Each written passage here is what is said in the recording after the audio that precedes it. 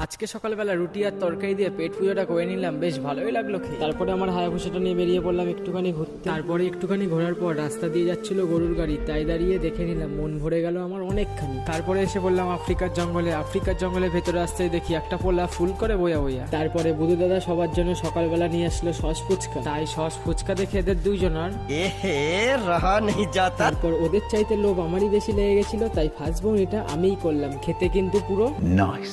তারপর এই আরেকজনকে দেখো যেমন ভাব নিয়ে ফুচকা খাচ্ছে, যেন মনে হয় জামাই ষষ্ঠীতে এসেছে, শাশুড়ি মায়ের সামনে বসে প্রথমবার মিষ্টি মুখ করছে।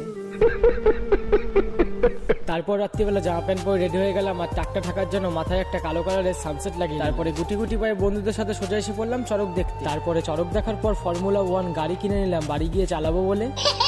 তারপরে অনেকক্ষণ ধরে মেলা চারিপাশটা ঘোরার পর খুব গরম লেগে গেছিল, তাই এসে বললাম শরবতের দোকানে শরবত খেতে। তারপরে শরবত খেয়ে পেট ঠান্ডা হয়ে যাওয়ার পর কুরকুর করে পাপড় ভাজা খেতে খেতে সোজা চললাম বাড়ির